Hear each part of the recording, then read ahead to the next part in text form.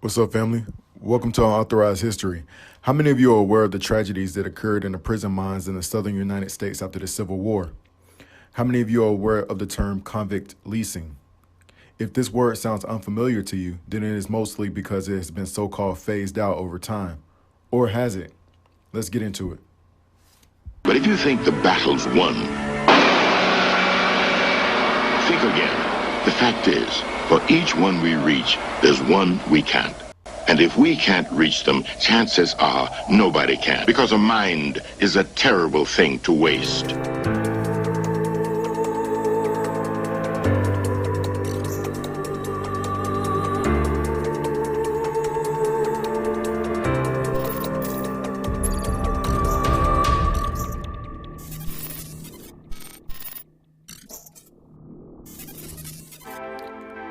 Okay, family. I'm sure that most of you know the story regarding the abolishment of slavery after the end of the Civil War.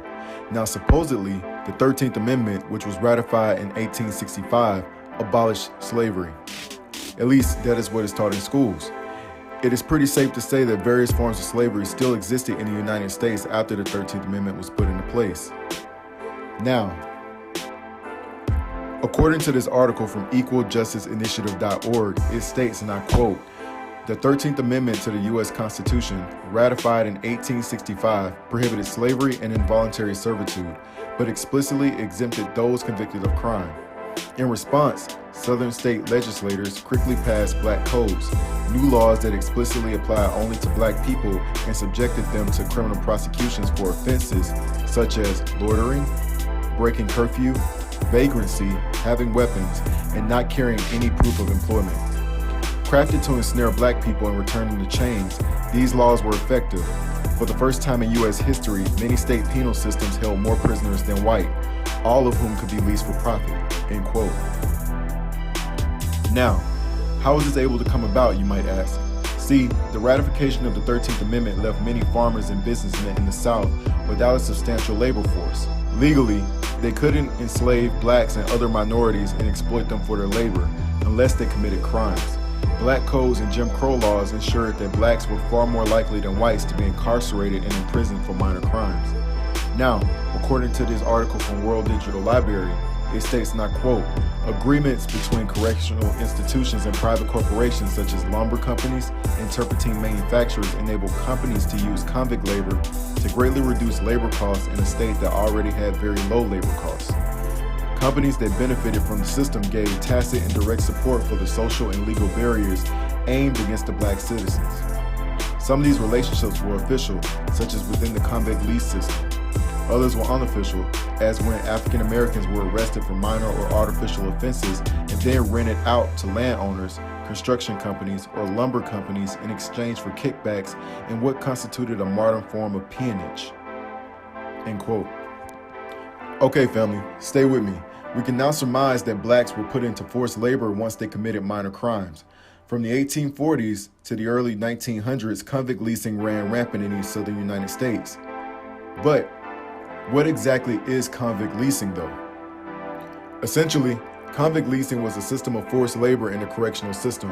Convict leasing provided prisoner labor to private entities, such as owners of sugar and cotton plantations, and industrial corporations. The lessees, who were mostly southern states like Alabama, were responsible for feeding, clothing, and housing the prisoners. Now, please understand, family, prison industrial complexes, such as the ones that exist today, did not exist back then. So, people that were found guilty and convicted of criminal offenses were sent to work on cotton plantations, coal mines, turpentine farms, and multiple industrial occupations that could benefit from free, forced labor. Several of these prisoners did not sit in a jail after their conviction. They were immediately sent to these environments. These prisoners, who were mostly blacks, were leased to these facilities. They were contracted to work in these environments. Yes, you heard it right. They were contracted. Family, life in the South was rough, especially after the Civil War. During the Reconstruction period, blacks were beginning to flourish somewhat. Due to them being subjected to the harsh circumstances of slavery and involuntary servitude, they gained valuable skill sets. Blacks were starting businesses, purchasing land, and using the skills they learned working on plantations and in mines to sustain themselves after the Civil War. Now in the book, One Dies, Yet Another, Convict Leasing in the American South, 1866 to 1928, by Matthew J. Mancini, he states, and I quote, "In the convict lease, the late 19th century South forged an institution that expressed and carried forward some of the deepest impulses of that society. All the major themes of that period in Southern history were clustered together within that institution. Fears of labor shortage, racism, dearth of capital, hair trigger violence, the courageous efforts of humane reformers, and through it all, the struggle to modernize. In a nutshell, people were scared of the unknown, specifically Caucasians. They had to find some sort of way to exploit Negroes to slavery. Convict leasing provided a means for that." Now I know you're sitting there wondering, how does it apply to the horrors that occurred in many of the mines? Now, because of convict leasing, blacks were subjected to damp, dark, and harsh conditions in mines. They were forced to work for extended lengths of time and would be threatened with flogging if they complained or if they did not meet their quota for the day. In this article from the encyclopedia of Alabama.org, it reads, and I quote, "Young black men from rural agricultural areas provided the overwhelming majority of this coarse labor force. Possessing no mining experience, these workers died in numbers that far exceeded the normal mortality rates of the American coal mining industry as a whole.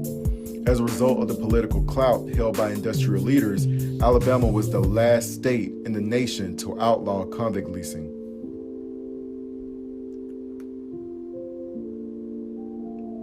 Now here's something I actually thought was pretty interesting in the last part of the article on EJI.org. Industrialization, economic shifts, and political pressure ended widespread convict leasing by World War II. But the 13th Amendment's dangerous loophole still permits the enslavement of prisoners who continue to work without pay in various public and private industries. As recently as 2010, a federal court held that prisoners have no enforceable right to be paid for their work under the Constitution. Did you guys catch that? As recently as 2010, a federal court held that prisoners have no enforceable right to be paid for their work under the Constitution. Basically, what I took from that was convict leasing might have ceased in terms of the name, but forced labor in our prison industrial complexes still occur today. According to an article on pewresearch.org, it states, and I quote, "Another way of considering racial and ethnic differences in the nation's prison populations is by looking at the imprisonment rate, which tallies the number of prisoners per 100,000 people. In 2017, there were 1,549 black prisoners for every 100,000 black adults, nearly 6 times the imprisonment rate for whites, which was 272 per 100,000 white adults, and nearly the double the rate for Hispanics, 823 per 100,000. Now check this out. The private prison population reached its peak in 2012 with 137,220 people. The population then declined for 3 years before increasing again in 2016. At the federal level, a 2016 Obama administration policy shift to reduce the reliance and ultimately phase out private prison contracts was reversed by Attorney General Jeff Sessions in February 2017. The reversal took place despite significant declines in the federal prison population and the scathing report by the Justice Department's Office of the Inspector General that found federally contracted prisons had more safety and security incidents than public prisons. Currently, the Federal Bureau of Prisons maintains the nation's highest number of people managed under the private prison custody. Changes in policy at the Department of Justice in 2017 that are likely to increase sentence length and expand prosecutions for drug and immigration offenses may contribute to the expansion of private facility contracting. All right, family. Now, I know I provided you with a wealth of information to unpack, but while I want this channel to focus on the heroes of Black history, I also want to bring awareness to many of the atrocities that occur and still are occurring in our history as well. I hope you learned a lot from this video. Don't forget to like, comment, share, and subscribe. Thank you all for watching. All right, peace, family. Minister Malcolm, you have suggested that there are all kinds of movements in Harlem growing that you and I don't know about. Oh yes, frustration itself has been sufficient. All that was necessary to make. know what I'm saying? As an artist, I feel the same type of responsibility. So it's not activism, it's really just life.